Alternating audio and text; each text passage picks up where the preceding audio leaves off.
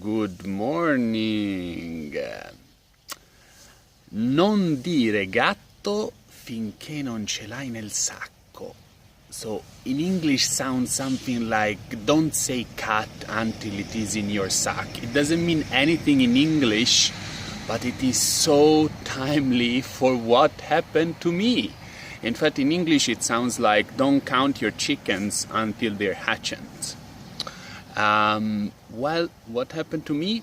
So yesterday I was supposed to do 245 kilometers and everything went pretty well. Well, first of all, I have to say, don't say cat, because I said no more Wild West, whereas first 100 kilometers it was completely in the desert again. There is a desert in Oregon, apparently. Okay. I continue, go on, and then I get up to 220 kilometers, so I'm almost there. But something that I have forgotten is the rain. I mean, last 10 days after Minnesota, apparently from Minnesota onwards, there was no rain anymore. Beautiful weather, sometimes very hot, and I love the heat, as you know. But then yesterday the rain starts again, and it's okay, a little bit of rain.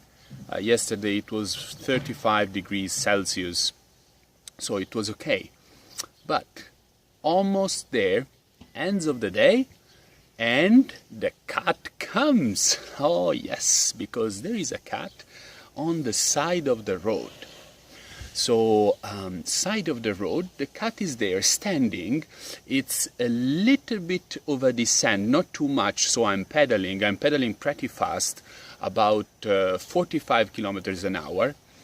The cat is standing on the side of the road, and then as soon as I pass, the most stupid cat ever, he decides to cross the road. So he goes exactly under my wheel.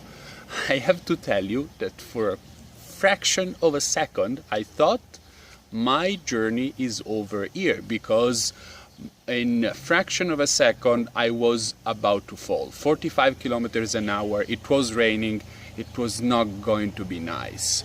Now I was able to keep the bike standing even though it was shaking, but my bike went on the side of the road anyway. And what happened, I hit a piece of wood which was standing where the cat was, and then both of my wheels are punctured, in fact. So here we are. And I cannot continue. It is basically dark, so I get to the closest village, and finally I find a tent once again. So I have to stop there, try to repair everything, which I did this morning. It looks like they're working, although there is a small problem in one of the wheels. The closest, in fact, bike repair shop is about 150 kilometers from here, so I still have to get there. Yes, positive thing. Let's go to the positive thing, because we cannot end on this note. Positive thing is, yesterday it was my 23rd day, 3,850 kilometers.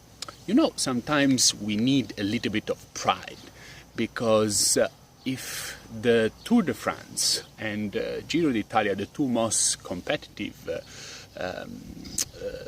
rides for professionals, they are 23 days, exactly the number of days I had. And Giro d'Italia this year was 3,600 kilometers, and Tour de France was 3,540. So it means I've done more than they did.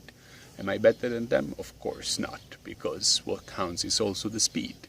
My speed is on average 26 kilometers an hour. Their speed is on average 40 kilometers an hour, and not on a descent. So let's see. Still 470 kilometers to the sea, and non dire gatto,